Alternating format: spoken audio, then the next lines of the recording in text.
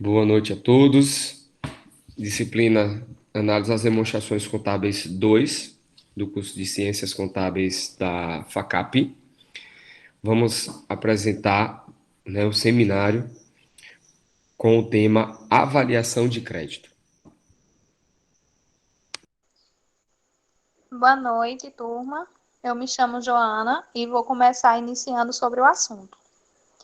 A gente vai falar sobre a avaliação de crédito. Crédito é uma palavra que deriva de credare, expressão latina que significa confiar ou acreditar. A confiança, etimologicamente, mistura reciprocidade e fé, porque tem a ver com a segurança íntima com que se procede. Significa, no contexto, dispor a um tomador recursos financeiros para financiar despesas ou investimento. Presume-se no cumprimento do acordo firmado entre credor e devedor. Tempo é o prazo que o devedor tem disponível para se capitalizar e quitar a obrigação ora adquirida. Tem-se o risco com a possibilidade de perda, dividindo-se em risco interno e externo.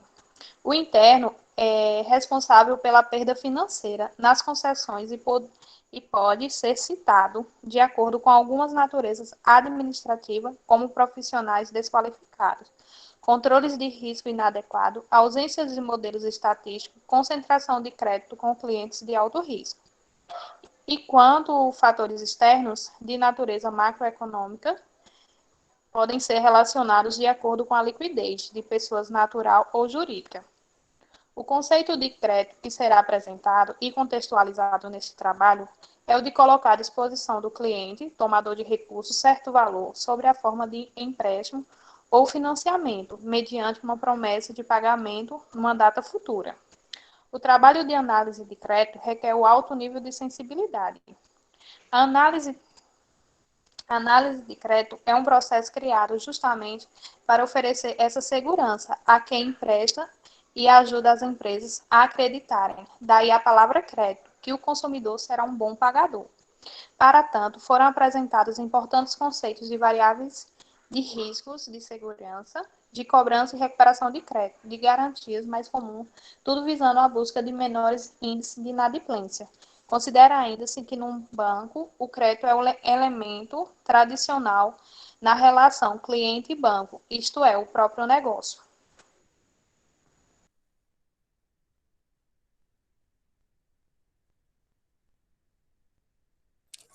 Boa noite. Eu vou falar sobre tipo de crédito.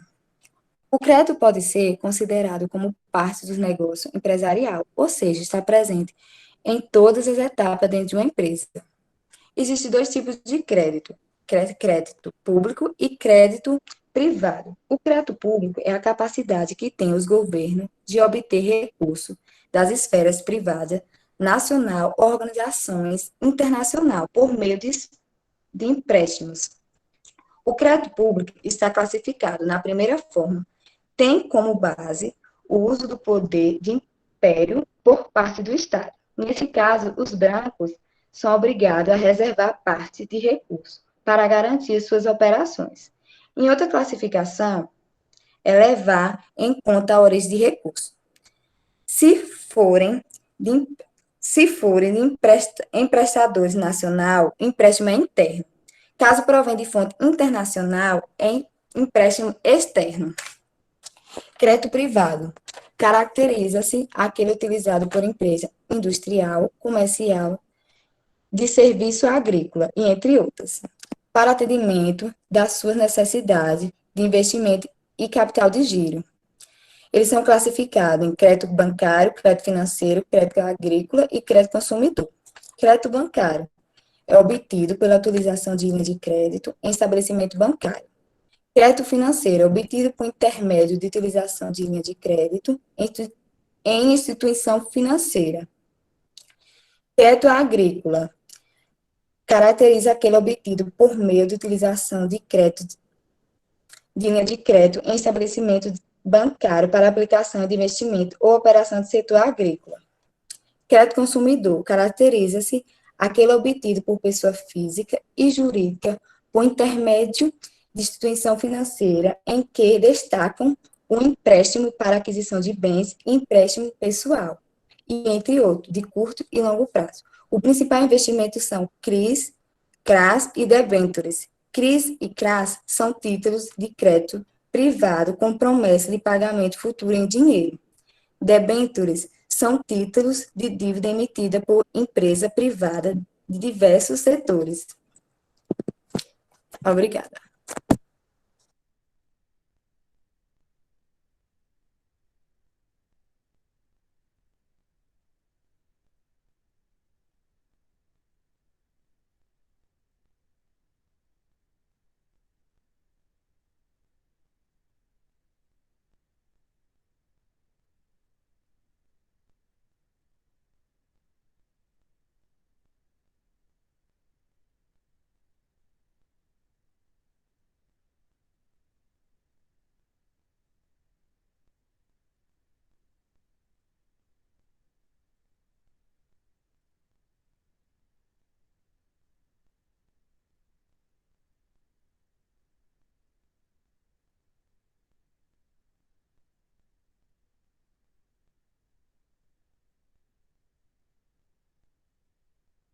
E aí, meu povo?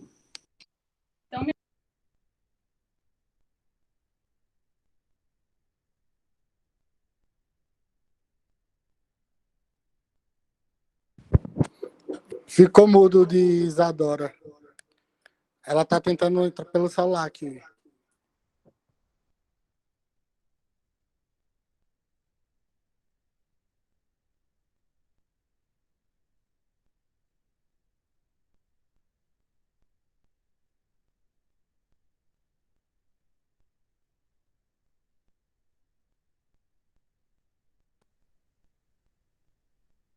Estão me ouvindo agora? Tá dando eco. Agora? Agora sim. Agora.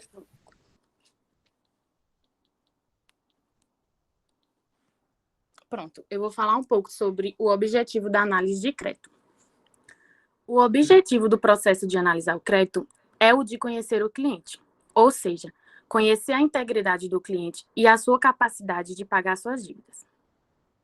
Liberar créditos a alguém significa acreditar que esse alguém saberá usar convenientemente esse dinheiro em proveito próprio ou em sociedade, dispondo da capacidade de devolvê-lo acrescido de juros, correção monetária, taxas fiscais que fizerem necessárias na data certa determinada. Quando a empresa decide conceder um crédito para seus clientes, primeiramente, ela precisa definir os procedimentos que deverão ser seguidos para, assim, conceder esse crédito.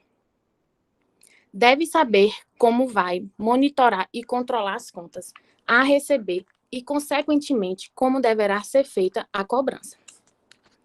Mas o que a instituição pode exigir para essa análise? São 3 passos, vou falar um pouco de cada um. Primeiro passo, conhecer os principais critérios, e eles são divididos em 4 etapas. A primeira etapa.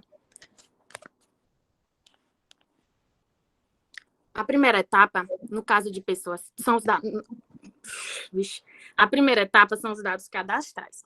No caso de pessoas físicas, serão normalmente solicitados documentos como CPF, RG, comprovante de residência e de renda. Já no caso de pessoas jurídicas, poderão ser analisados o registro da empresa, valores relativos ao faturamento e à contabilidade e possíveis restrições bancárias, entre outros documentos. Em ambos os casos, pode-se exigir documentos relativos à posse de determinados bens, além de documentos que comprovem que a pessoa física ou jurídica tem capacidade de pagamento. É averiguado se ela já tem outros problemas com atrasos ou não pagamentos, entre outros dados que permitirão à instituição financeira decidir o tipo de empréstimo e as condições. Segunda etapa são as restrições cadastrais. Uma questão muito forte na análise de crédito são as possíveis restrições no nome de quem solicita o empréstimo. Por isso, as instituições financeiras, a exemplo do que se fazem lojas e operadores de cartões de crédito, consultarão órgãos como o Serasa e o SPC para verificar se existe ou já existiu algum tipo de restrição no nome do solicitante. A terceira etapa é a análise do perfil de crédito. Com a utilização de uma técnica chamada score de crédito, que possui uma forte base estatística, além de considerar outros fatores baseados no perfil do solicitante, é determinado se o perfil da pessoa física ou jurídica está de acordo com o valor solicitado.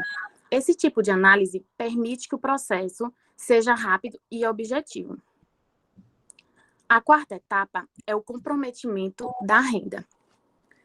Ao exigir que sejam enviados comprovantes de renda ou de faturamento, a instituição financeira visa analisar a sua capacidade de pagamento, ou seja, saber qual o valor máximo que poderá ser emprestado com segurança e que possibilitará o pagamento mensal dos valores referentes ao empréstimo.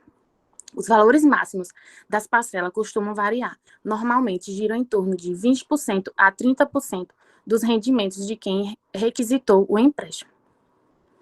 Agora, o segundo passo é analisar a preliminar. Esta é a fase de captação de informações.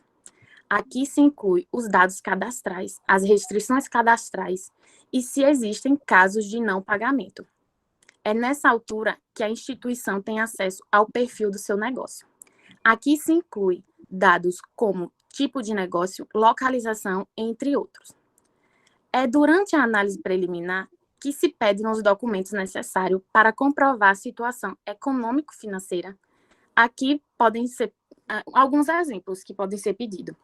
Relação do faturamento dos últimos 2 anos, cópia do contrato social, balanço patrimonial dos últimos 2 anos, balancete do último período, extrato bancário de pessoa jurídica dos últimos 3 meses, endividamento bancário e RPF do avalista, e autorização da consulta à Central de Risco Bacen. Se todas as documentações forem entregues prontamente e de forma correta, é possível avançar para a próxima etapa da análise de crédito, no caso da empresa ser aprovada nessa fase preliminar. O terceiro passo, que é a análise conclusiva. Assim que passa na análise preliminar, vai para a análise conclusiva. Aqui é feita uma análise mais rigorosa. A instituição pode entrar em contato com alguns clientes, por exemplo, para buscar algumas informações. Podem também ser feita uma análise profunda do que a empresa faz, como ela está se desenvolvendo e quais os projetos futuros. Dessa forma, é possível interpretar as informações e os números de forma correta. Note que a contabilidade, o faturamento e também o endividamento dependem muito do segmento e do setor de atuação, assim como a parte da empresa. As instituições que cedem crédito fazem também uma análise do histórico de crédito da empresa. Analisam também o endividamento. Para esta última, é necessária a autorização do solicitante. No entanto, é preciso saber que, se recusar dar essa autorização, o empréstimo será muito provavelmente negado.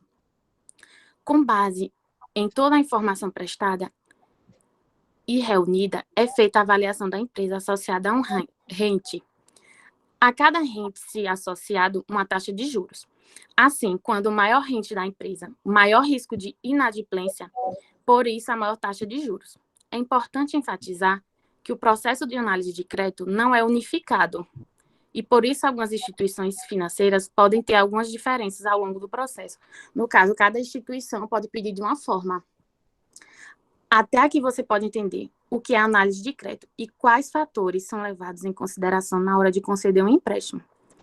É preciso que você esteja ciente de que estes podem variar e que, além disso, outras exigências podem ser feitas, tornando o processo mais burocrático e menos objetivo. Vou passar a palavra para o próximo.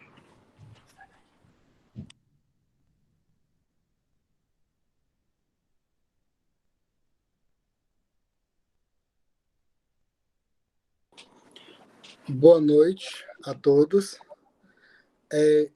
Antes da gente começar, eu gostaria de apresentar a nossa convidada que entrou um pouco atrasado, a Albanise.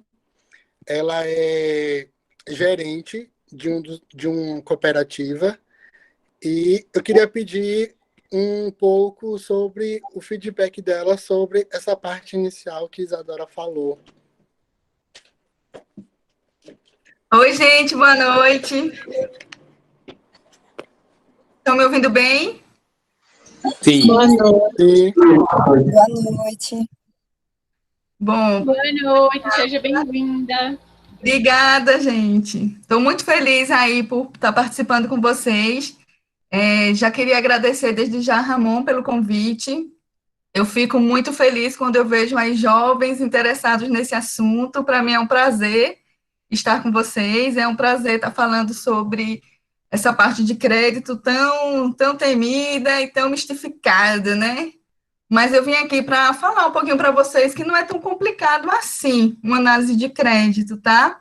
Isadora colocou muito bem os pontos, aí tá de parabéns. Eu só queria acrescentar um pouquinho da fala dela na parte do avalista, né? Que às vezes a empresa ou até mesmo a pessoa física, ela tem uma certa dificuldade em contactar um avalista, mas ela pode trocar essa garantia por uma garantia real.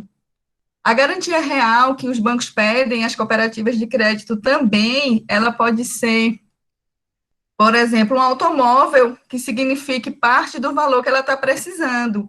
Esse automóvel, ele pode estar no nome da empresa, ele pode estar no nome de algum dos sócios da empresa, como também pode estar no nome de terceiros. Mas mesmo assim, a gente ainda encontra uma certa dificuldade da pessoa que está pedindo esse crédito apresentar essa garantia. Então, assim, como a Isa bem colocou, o banco, ele precisa se resguardar de alguma forma. Todo mundo precisa se resguardar de alguma forma, né? Então, tem a opção do avalista, tem a opção da garantia real. E quando a gente diz, quando as pessoas falam que é burocrática a análise de crédito, é porque elas têm uma impressão que é só chegar lá, pedir um empréstimo, tá com score bom, tá com nome limpo e vai conseguir. E não é bem assim, né? O banco precisa se resguardar, o gerente precisa se resguardar. Óbvio que mesmo a empresa apresentando uma avalista, uma garantia, isso não garante 100% que ele vai honrar com o compromisso que ele fez com o banco. Mas todo banco, toda cooperativa, toda instituição financeira recebe uma auditoria do Banco Central. E quando essa auditoria chegar e ver que aquela empresa deu um calote no banco, ou aquela pessoa, aquele sócio, mas o gerente está resguardado, porque no momento da operação ele fez tudo certinho como manda o manual, né? Ele pediu a avalista, ele pediu a garantia. Se alguma coisa no decorrer da operação ou no final da operação deu errado, nem o banco, nem o gerente vai ser penalizado pelo Banco Central se o trâmite foi todo conforme o manual. Então, assim, parece burocrático, mas não é, tá?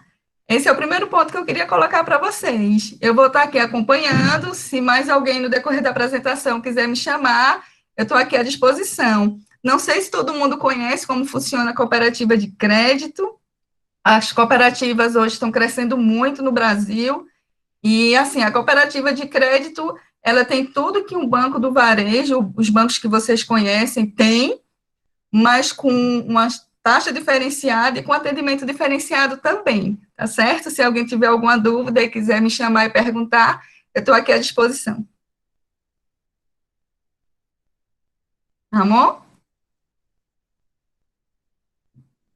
oi, tô aqui. Eu vou dar a palavra agora para a próxima pessoa que vai falar um pouquinho também. Tá bom. Boa noite, gente. Então, aí agora eu vou falar um pouco sobre análise cadastral. Então, né, o processo de análise cadastral, ele pode ser entendido como um levantamento das informações cadastrais básicas do cliente. Estes requisitos, eles são relevantes, pois eles possibilitam a obtenção de informações confiáveis sobre o cliente, o que vai influenciar diretamente em questão como valores de crédito a ser concedido são as taxas de juros, prazo de amortização, entre outros fatores. Essas informações, elas vão permitir que você faça uma análise de crédito mais eficaz, utilizando o histórico de compras e pagamentos de cada cliente para avaliar o risco de vender a prazo para ele. Com um cadastro bem organizado, você não corre o risco de deixar passar alguma informação que poderia ser determinante na hora de analisar o crédito. Analisando os dados do cliente, você tem condições de estimar o limite seguro para o financiamento, além do valor máximo para cada parcela e a quantidade de parcelas para a quitação da dívida. Do contrário, um cadastro incompleto ou desatualizado, ele pode causar sérios problemas e gerar um índice de inadimplência insustentável. Por que é importante manter o cadastro atualizado? Bom, ele é a base para um bom funcionamento das etapas de análise de crédito e de cobrança. O cadastro ele deve ser atualizado constantemente, de modo a refletir de forma mais precisa a atual situação financeira de cada cliente. A análise cadastral ela é um dos procedimentos mais importantes da análise de crédito. É a avaliação da situação cadastral do cliente. E essas informações, elas podem ser verificadas junto ao SPC e Serasa. E também, assim, outros dados que devem ser avaliados são as dívidas em andamento dos clientes, as dívidas, as despesas atrasadas, entre outros. Ao analisar essas informações, elas proporcionam mais segurança à empresa. Aí agora eu vou falar um pouco sobre os documentos que são importantes para esse cadastro, que são documentos de identificação, que é o primeiro e mais importante passo para a análise de crédito. Como exemplo de pessoa jurídica, seria o CNPJ, que é uma informação que será determinante para verificar a condição creditícia do solicitante, o endereço de cobrança, que é o endereço do cliente, também ele deve ser enviado para análise de crédito. Esses dados, eles devem ser completos e são importantes para casos de inadimplência, pois eles vão auxiliar no contato com o cliente caso ocorra algum problema. O balanço anual também é um dos documentos que são solicitados. No caso de pessoa jurídica, o cedente ele pode solicitar o balanço anual da empresa. Assim será possível avaliar a situação financeira da instituição solicitante. E além do balanço anual, a empresa também ela poderá conceder os últimos 3 balanços do cliente, balancetes do cliente, bem como referências bancárias e comerciais. Fazendo um breve resumo de tudo que eu falei até agora, a análise cadastral ela é usada para avaliar o cliente antes da concessão de crédito. Ela permite traçar o perfil do consumidor, com históricos de compras, pagamentos em dias ou atrasos, minimizando, assim, os riscos de vender a prazo para determinada pessoa, determinado cliente. O processo torna-se ainda mais relevante em casos de bens de alto valor, como financiamentos de imóveis e carros, locações de casas ou apartamentos, aprovação de crédito em loja ou mesmo em bancos, por exemplo, né? Então, assim, é isso. Se alguém quiser fazer... Eu posso até pedir para a Albanise também, se quiser comentar sobre esse assunto, fazer um breve comentário, também poderia ser interessante. Oi, Bruna, quero sim. Oi. Deixa eu falar só uma coisa, assim, sobre o cadastro, né? O cadastro, ele é a porta de entrada do correntista no banco, certo? E aí, o que é que acontece? Muitas pessoas têm dificuldade de apresentar um cadastro com excelência, que são simplesmente os documentos pessoais, um comprovante de renda e um comprovante de residência. Sem isso, não é possível abrir uma conta em banco nenhum. E essa situação do cadastro, ela é tão importante que o Banco Central e a Anbima determinaram que, se você não tiver um cadastro bem realizado no banco, independente de você ser tomador de crédito, independente da sua condição financeira, o banco pode ser penalizado e excluir a conta desse correntista. Caso o banco insista em manter a conta desse correntista com um cadastro desatualizado ou com cadastro incompleto, sofre penalidade financeira, podendo até chegar ao fechamento dessa agência. Só para vocês entenderem como é importante um cadastro organizado. E nós temos muita dificuldade em encontrar um cadastro organizado. O comprovante de residência no nome da pessoa que está abrindo a conta. É o mínimo, mas nós temos muita dificuldade de conseguir. A gente já até formulou algumas declarações de endereço para que a pessoa possa preencher e atestar que mora nesse endereço. E mesmo assim, ela não quer. Então, o comprovante de endereço, ele complementa o cadastro de forma que o banco possa estar mandando correspondências e no momento de um calote, de uma necessidade, possa estar enviando cobrança e possa estar enviando um cobrador à casa desse cliente. Então, se no momento da abertura da conta, que é o momento do namoro, do começo do relacionamento, ele não quer fornecer o dado mais importante, que é o endereço de residência dele, é como se ele estivesse dizendo ao banco que o banco não pode confiar nele, que ele não tem um endereço e que a gente não vai conseguir localizá-lo. Então, tudo que você falou foi muito bem colocado, mas assim, eu queria que vocês entendessem a importância de um cadastro bem feito para uma agência bancária. E eu queria que vocês soubessem que muitos empresários, pessoas que estão há anos aí comandando empresas, grandes instituições, têm dificuldade de atualizar um cadastro, de realizar um cadastro com excelência, e é assim, algo tão simples. Era só essa colocação que eu queria fazer para vocês.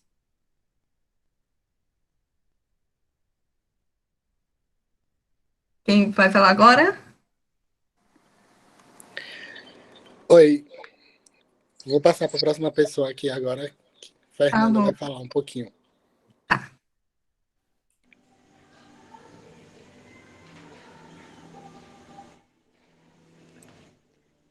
Passou, Ramon? Boa noite, eu vou falar sobre o SES do crédito. Aí eu vou falar um pouco agora sobre o que são esses SES e vou citar um a um a importância deles na análise de crédito. As instituições financeiras, elas captam recursos e repassam esses mesmos recursos para terceiros. Então, elas fazem isso e ainda correm o risco de não receber, como a Albanise mesmo já falou.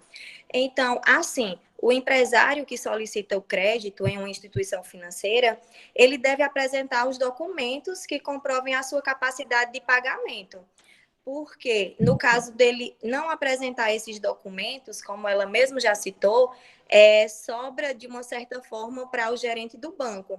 Então, dentre esses documentos, nós podemos citar que a empresa pode apresentar para requerer esses créditos, são os últimos balanços, pode ser contrato e pode ser também até através dos sócios. E com esses dados e mais algumas informações do gerente da conta, o analista de crédito, ele analisa o comportamento da empresa, determinando a disposição ou não do banco em efetuar essa operação e o limite também que vai ser disponibilizado para essa empresa. Então, eu vou falar aqui sobre os 6 Cs que são analisados na hora do crédito, né, que a instituição financeira ela vai conceder o crédito. Então, o primeiro C a ser analisado é o caráter. Então, o caráter, ele é o mais lembrado desses Cs, porque diz respeito ao caráter da empresa. Então, diz respeito ao caráter dos sócios, dos administradores, são informações referentes à índole, né? A índole de cada sócio, a idoneidade, a reputação no geral da empresa. Então, essa percepção, ela é obtida através de uma boa pesquisa de mercado, como também através do feeling, que é obtido quando a visita, a empresa visita, né, uma empresa. Então, o C do caráter, ele é o primeiro da lista. Então, se o sócio ou a empresa não consegue passar por esse item, todos os demais eles serão desnecessários. O nosso próximo C a ser analisado é o C da capacidade.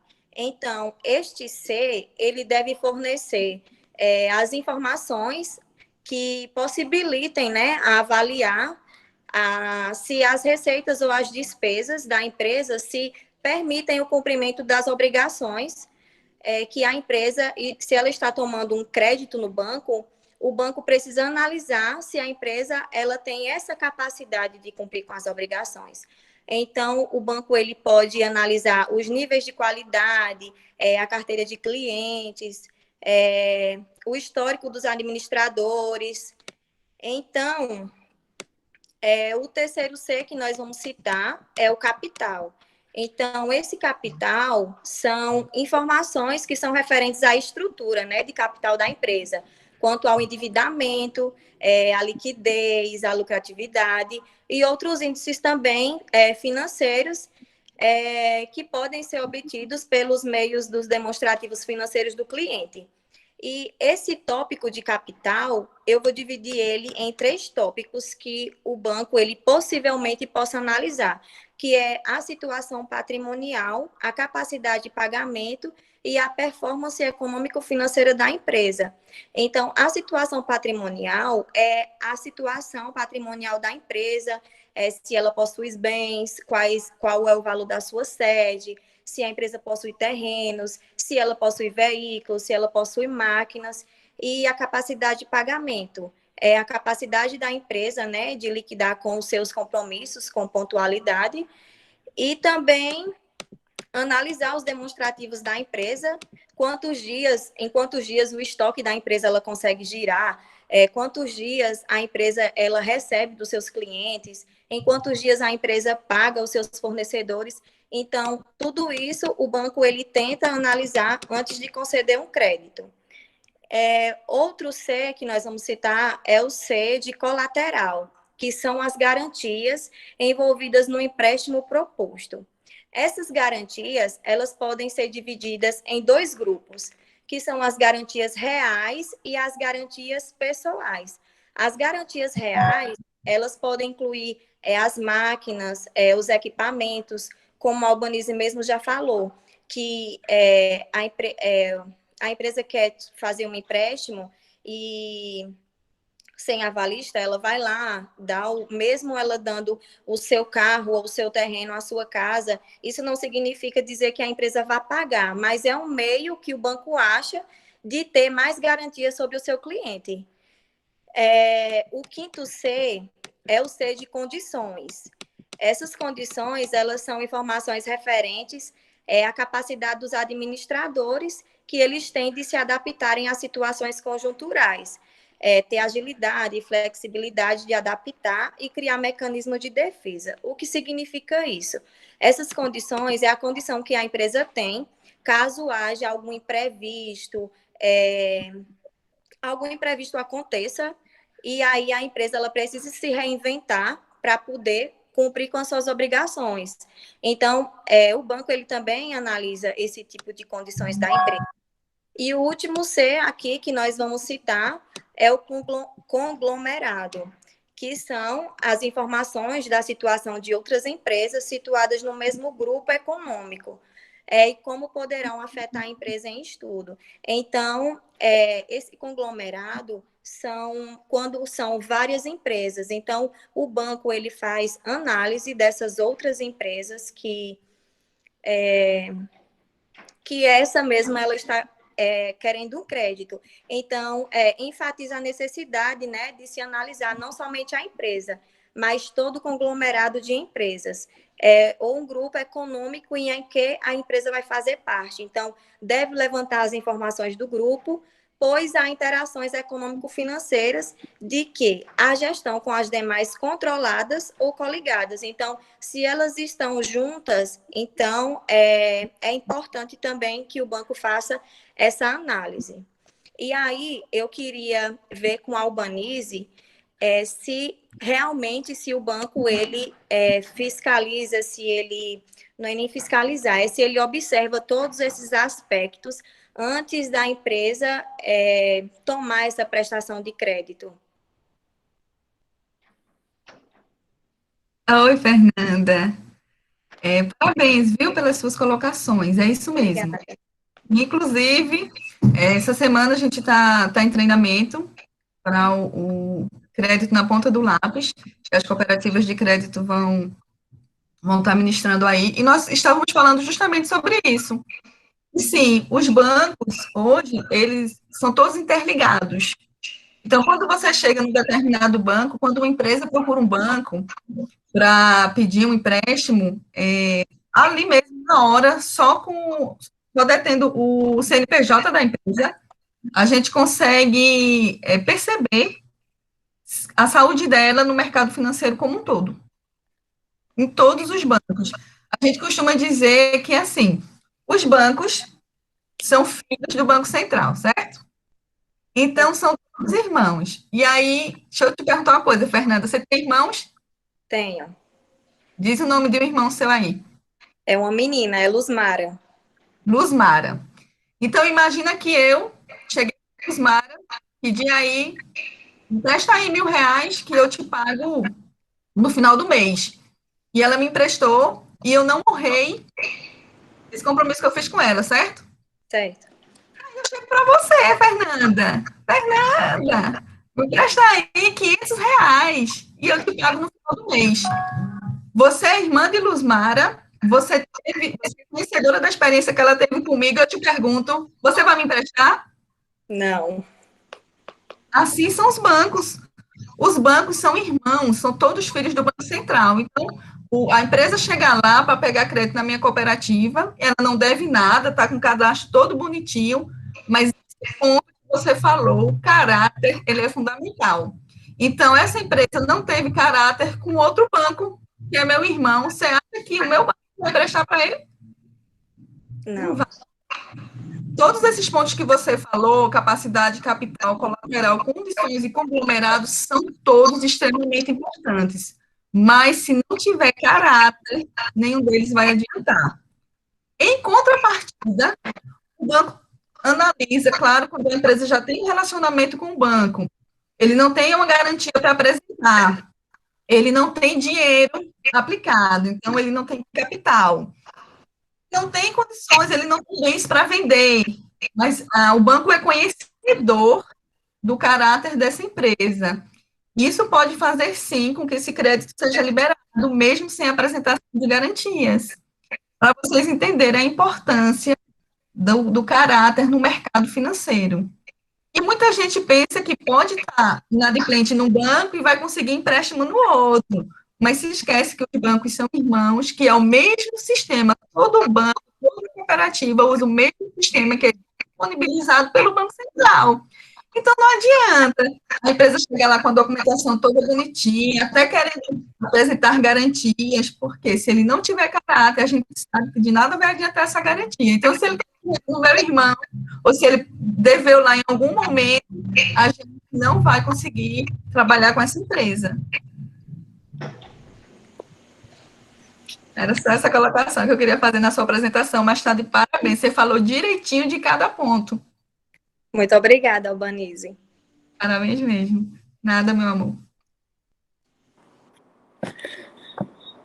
Pronto. Eu vou falar um pouco agora sobre o Credit Score, que é uma espécie de pontuação de crédito usada pelas pessoas financeiras para emitir o risco que corre ao conceder o crédito para uma determinada pessoa. Como é que funciona?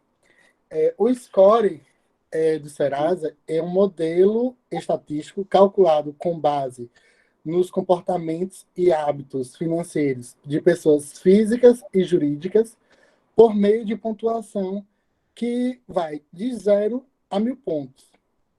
Ele pode indicar as chances de determinados perfis e empresas de pagarem suas contas em dias. Portanto, Portanto, quando a gente observar uma pessoa que tem um score muito bom, muito alto, melhor será a imagem dela diante as suas financiadoras. No que isso possibilita que a pessoa ou a empresa possa receber maiores ofertas e condições na hora de solicitar o crédito.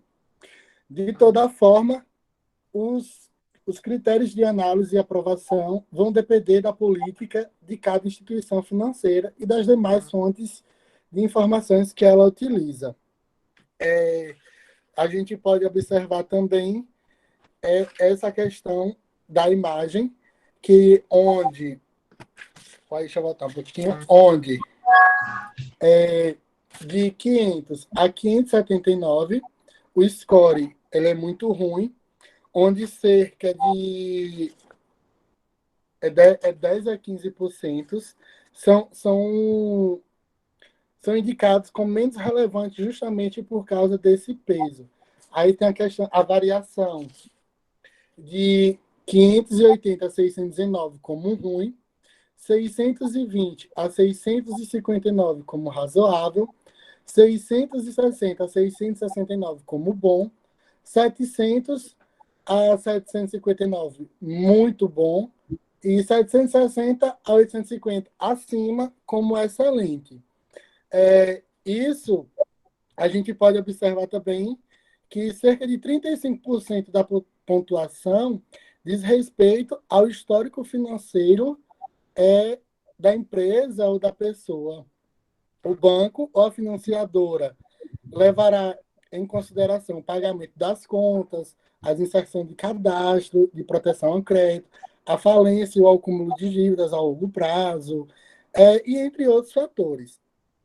Eles também analisam a questão de históricos de pagamentos, o histórico de crédito e os tipos de crédito que podem existir perante a essas pessoas, né?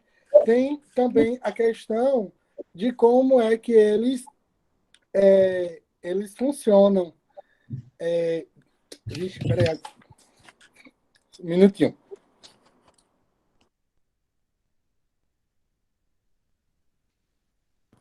Eles analisam de forma criteriosa como é que o crédito será concedido para as pessoas, a concessão, se é um bom pagador ou não.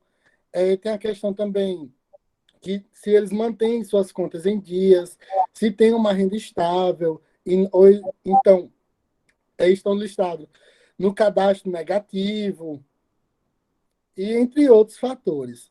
Eu coloquei aqui 3 tipos de caso onde a pessoa tenta fazer um financiamento, só que às vezes não consegue por algum tipo de fator. O primeiro caso foi Roberto, 27 anos, tem uma renda mensal de R$ 724 e o seu primeiro emprego em que ele está há 8 meses. Nunca fez uma compra a prazo, somente à vista, não há restrições cadastrais em seu nome. Deseja realizar uma compra no valor de R$ 700 e financiá-la em 4 vezes.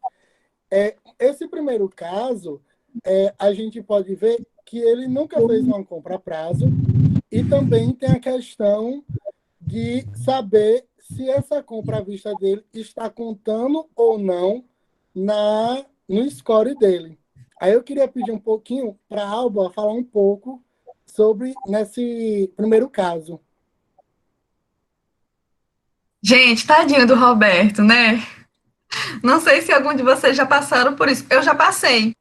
Logo quando começou a contar o score, eu levei um susto, porque eu trabalho em banco há muito tempo, tá? Assim, eu sou da idade de vocês, tá? Mas eu comecei a trabalhar em banco muito jovem. E aí eu tive um problema parecido com o do Roberto. Eu nunca conseguia financiar nada, fazer nenhuma ação. E quando eu fui entender como funcionava o score, o que é que aconteceu com o Roberto? Aqui o caso dele é simples, não é questão do valor, não é questão do prazo, ele não tem restrição, porém, ele nunca comprou a prazo.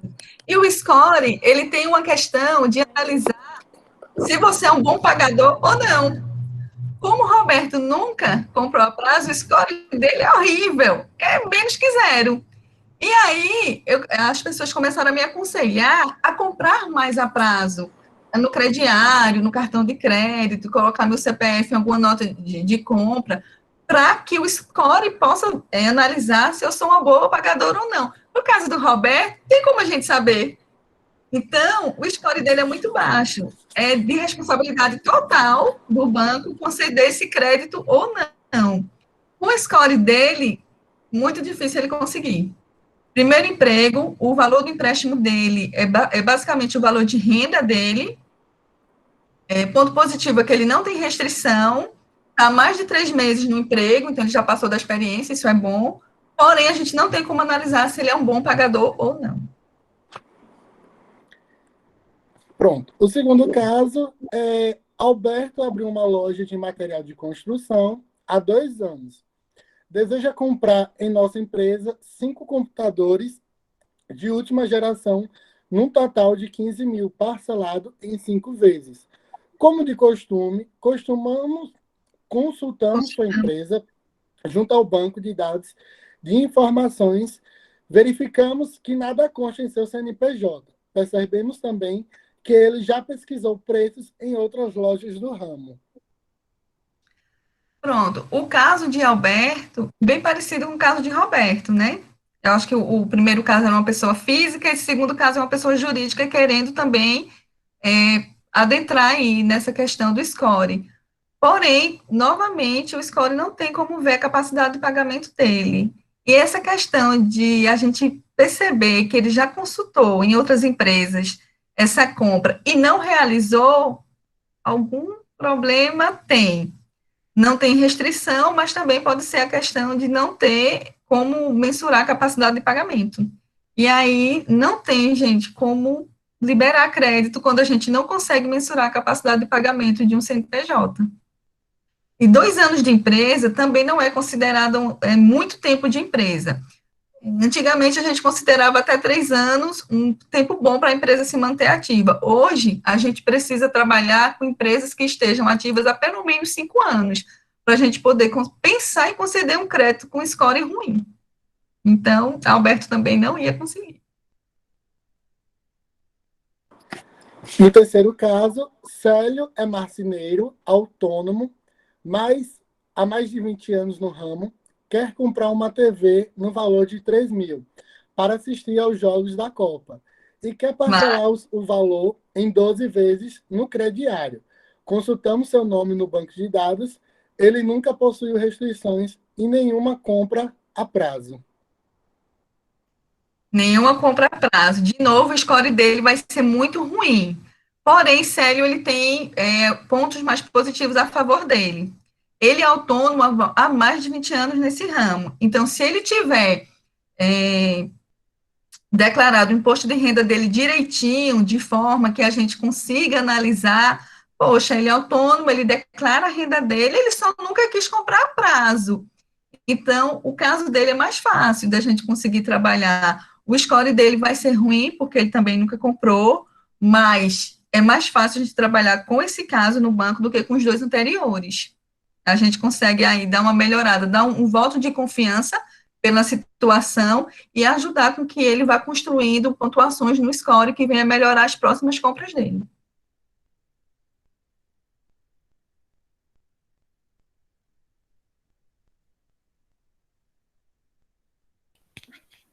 Primeiramente, boa Né? noite a todos. Vou falar um pouco sobre os comitês. Como já foi dito até aqui, as organizações financeiras possuem normas para analisar a liberação do crédito, tanto para pessoas físicas como jurídicas. Desse modo, surge a seguinte questão: quem são os responsáveis por essa liberação de crédito? Assim, surgem os comitês, que são os órgãos colegiados de tomada de decisão, quanto risco, operacionais e de crédito, e constituído por conjuntos de pessoas, funcionários, com atividades diversas, designadas para analisar, dar parecer e manifestar seu acordo ou desacordo com relação a negócios, limites de crédito ou de atividades a serem efetuadas pela organização. Um exemplo é, na aprovação de um limite de cheque especial de até R$1.000, pode ser feita diretamente pelo gerente de uma agência bancária. Já valores entre 1.000 e 5.000 são de alçada do comitê de crédito da agência, que é constituído normalmente pelo gerente geral e pelos gerentes de negócios que se reúnem diariamente para aprovar ou não a solicitação de crédito. Os comitês podem ter diversos níveis hierárquicos, tendo cada um com competências específicas, sendo que os comitês de nível hierárquico superiores podem executar ou alterar as decisões de níveis inferiores, como também decidir sobre propostas que excedam a nível de competência deles. Passa aí, Isadora, por favor.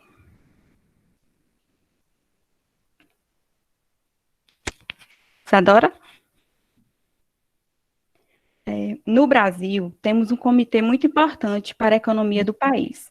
As decisões tomadas nesse comitê impactam diretamente o dia a dia e os investimentos dos brasileiros. Esse comitê é o Copom. Copom é a sigla utilizada para abreviar o termo Comitê de Política Monetária. O Copom foi criado em junho de 1996, vinculado ao Banco Central. Esse comitê é formado pelo presidente e diretores do Banco Central do Brasil, além de outros agentes do departamento ligado direta ou indiretamente à nossa economia. Esse comitê ajuda a definir, por exemplo, o estabelecimento de políticas monetárias, como o controle da oferta de moeda, questões relacionadas à concessão de créditos e etc. Além disso, ele tem a responsabilidade de divulgar um relatório de inflação a cada 3 meses e o mais aguardado pelos investidores, a definição da meta para a taxa de juros básicas da economia, ou como nós conhecemos, a Selic. Aí, nessa imagem aí, a gente tem como observar o que o Copom considera em suas decisões.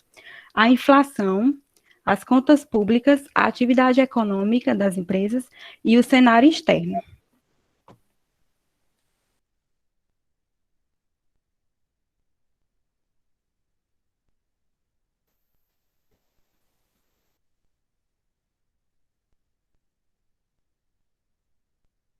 Boa noite novamente. Sou eu, Joana, e vou falar novamente sobre as garantias. As garantias são direitos ou créditos próprios do devedor ou de créditos de terceiro, transferidos ao credor de uma operação, a fim de garantir o cumprimento das obrigações assumidas pelo devedor. Liquidada as obrigações assumidas, o titular das garantias passa a ter livre uso das mesmas. As garantias são classificadas em função do tipo de bem ou direito envolvido. Aí a primeira seria o aval. O aval é uma garantia pessoal e deve ser aceita desde que se possa constatar sua capacidade econômica e financeira. O aval prestado por pessoas jurídicas somente é válido quando permitido expressamente no contrato ou estatuto social da empresa. Avalizado é a pessoa que recebe o aval. Caução acarreta um direito sobre outro direito. Daí ser essencial que haja a entrega dos títulos para caracterizar esse tipo de garantia. Não são os títulos em si, os papéis fisicamente que são dados em garantia, mas sim o direito que esses títulos representam e que, por terem valor econômico, podem ser oferecidos em garantia em uma operação. O credor que recebe títulos em caução é chamado de mandatário. A exemplo dos títulos, letra de câmbios, duplicatas, notas promissórias de terceiro, ações de empresas de capital aberto e outros títulos cambiais. A hipoteca é uma garantia normalmente utilizada para operações de longo prazo, tendo como objetivo dar segurança à instituição, à empresa, ao ter bens imóveis lastreados à operação de crédito. Penhora. O contrato acessório pelo qual o devedor ou terceiro entrega ao credor um bem móvel para assegurar o cumprimento da obrigação. No caso das empresas, temos o penhor mercantil, na qual o bem empenhado faz parte integrante do negócio comercial, podendo abranger o estoque de matéria-prima quanto o estoque de produto acabado, dando prioridade aos estoques acabados, pois estes estão prontos para comercialização e oferecem maior liquidez. Ao operar com pessoa jurídica, deve-se atentar se no contrato social ou no estatuto da empresa existe permissão de constituição de penhor com garantia. Anticrese é quando o devedor transfere para seu credor a posse de bem móvel. O credor assume necessariamente a posse do bem para usufruir seus frutos, a fim de amortizar a dívida ou receber juros, para que este se aproveite dos frutos em rendimento até o montante da dívida a ser paga.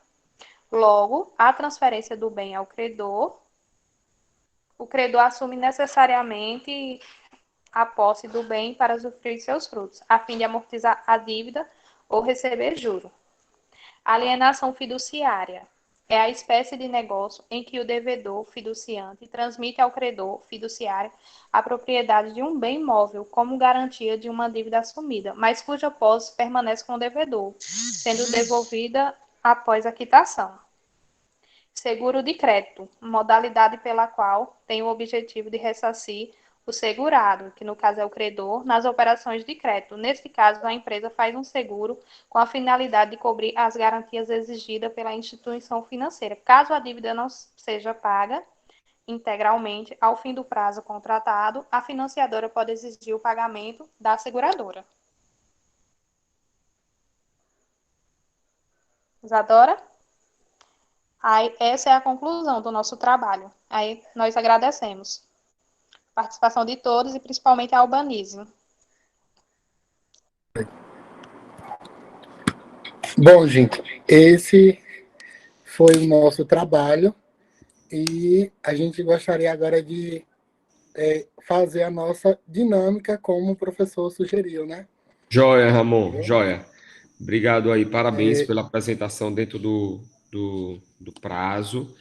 Agradecer principalmente a disponibilidade, né, para poder estar participando aqui, a Albanise está participando, contribuindo. Gostei muito das interferências, da articulação e da forma como vocês pensaram a apresentação, tá? Vou encerrar aqui a nossa gravação